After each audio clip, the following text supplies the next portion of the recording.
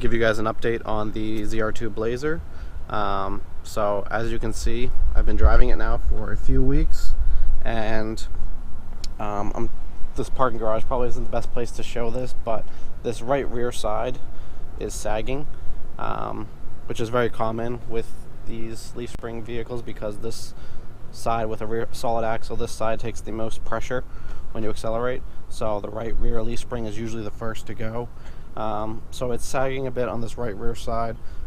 So that's one thing I'd like to address, is the sagging of the leaf springs. Another thing is the front differential.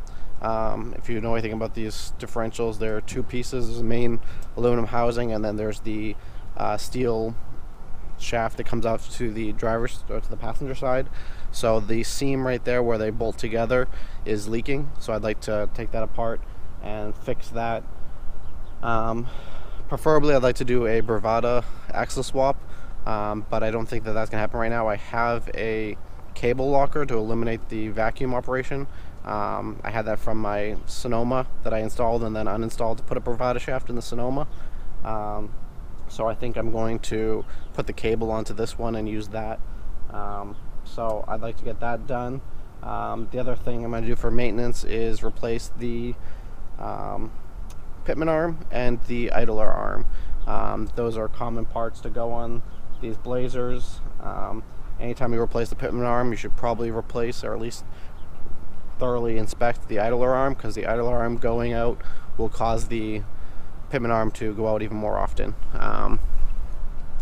So that's some things I want to do to it. So I've been driving it a few weeks just to kind of feel it out and see what other issues it may have. So those are the three things I'd like to get done. One thing that has to get done is the rear leaks a little bit of fuel when I fill it up, and then sometimes when I go around corners it'll leak out too. I don't believe it's the tank. I believe it is the filler neck. So the filler neck on this vehicle goes up behind here, and I believe the filler neck is rusted out, and that is the problem with the vehicle. So I'd like to get those things done. A little bit of maintenance I gotta get done on it, and you guys will be seeing the work I do to it. But I believe I'm going to be taking it, parking it for a few days, getting some work done on it, tearing it apart, and then I'll get back to driving the Silverado for a little while and leave this to get repaired and worked on. I have one more maintenance item that I may be picking up today. If I do, I'll put that in this video. Don't know when it's going to get installed, but that you'll see in the video probably a little bit later.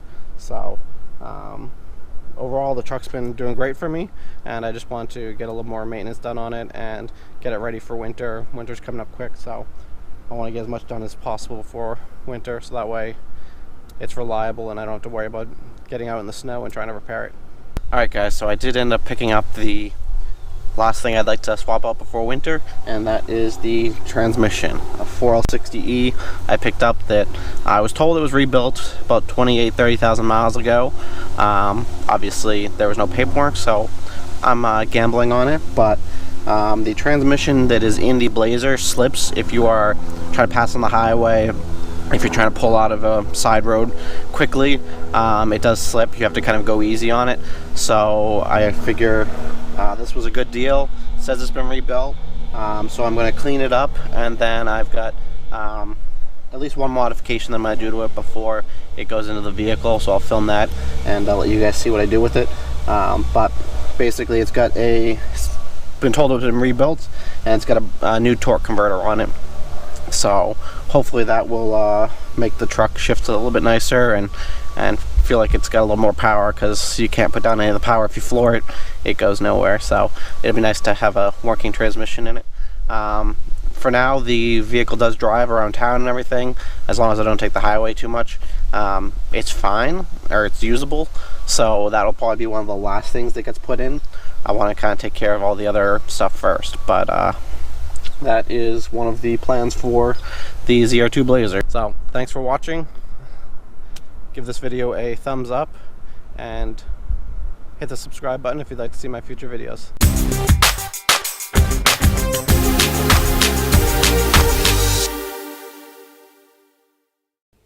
If you like this video, hit the thumbs up button as well as the subscribe button in the center. Otherwise, check out one of my other 2 videos.